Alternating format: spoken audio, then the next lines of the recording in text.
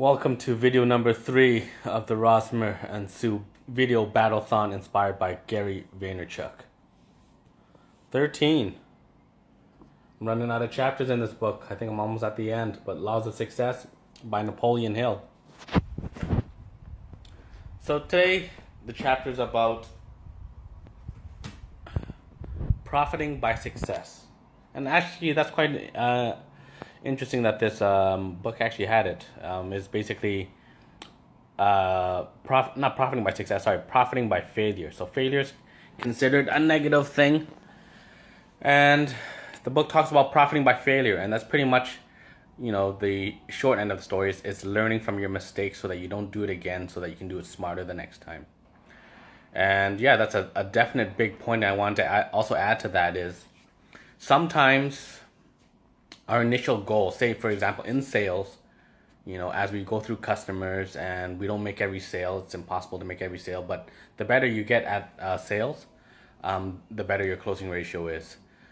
But anyways, when we don't close a sale, we always kind of ask ourselves why we didn't close a sale. Every salesman will ask why they didn't close their sale. And that's basically their idea of profiting by failure is sometimes what they call the medium of exchange. It could be money, knowledge, contacts, or whatever it may be. You get a different, medium of exchange. So you get a different payoff. So maybe this time you get a lesson on how to better close tough customers, or you get more experience, or you get a contact for future sale who refers somebody.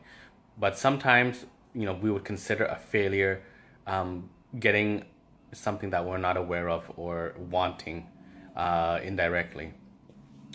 And also I want to talk about, it would be the opposite of profiting from failure, but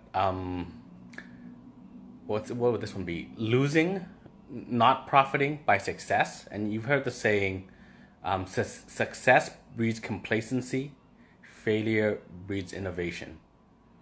Right, so I want to talk more about success breeds complacency.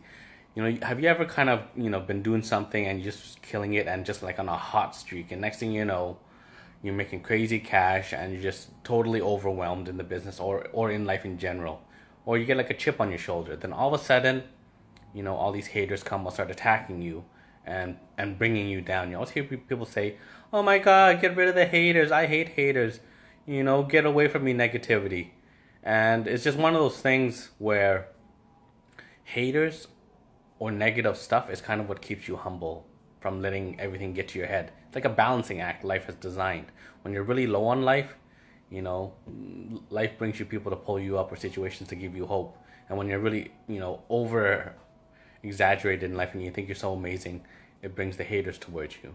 And what I realized about haters is kind of one of those things where whatever they say, if it actually sticks you and hurts your feelings, what they say, maybe that's kind of, a reflection of the truth that you're not as confident as you think you are.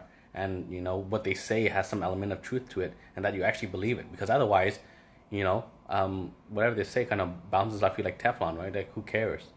But I also wanted to give a warning point is if there's a lot of people saying the same thing, then that's probably an indicator of your ignorance and you repressing. I remember one time where I thought, shit, everyone's so sensitive. Am I the only one with thick skin in here? And after, enough people have said it, happening all in my life where the message was just clearer and louder every time. Actually, John, not that they're too sensitive. It's just you're so insensitive. You're a dick. So it's kind of one of those things where life will kind of start going in one way, say, really successful. And then all of a sudden it starts to kind of change where it starts to get harder and more difficult. And it goes into the negative side. And then it'll go for a negative side for a bit, and then it'll go back to the positive side. And that's just kind of, how would we say, building your skill set so that you don't, let success get to your head or you let failure get to your heart, right? It's just one of those things. And I was also thinking, what's the point of making all these videos when it's just sitting there talking stuff and it doesn't really help anyone or it doesn't relate? Then I become one of those fools, kind of, just talking in the video, but tell you obvious stuff.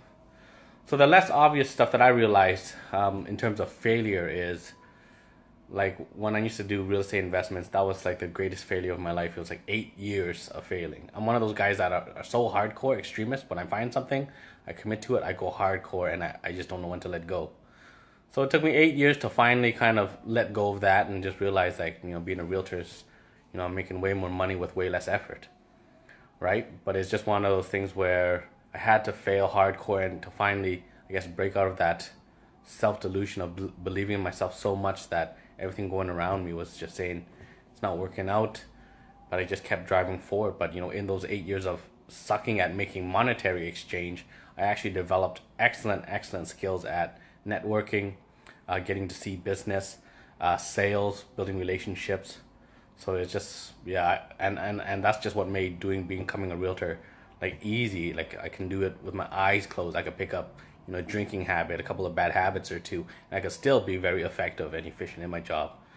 So yeah, it's just one of those things. Well, I could have been, oh man, whine and cry about how I sucked at real estate for 8 years, and now kind of seeing the benefit of it. Even though at that moment in time, it actually developed the thickest skin ever. Like failure does not really faze me. It's just kind of like the cat. You throw me in the air and I just bounce back. And yeah, failing for a long time and getting used to failing, you just get very good at working with very little. And when you have more to work with, you're even better and can even do even more. So yeah, failure by success.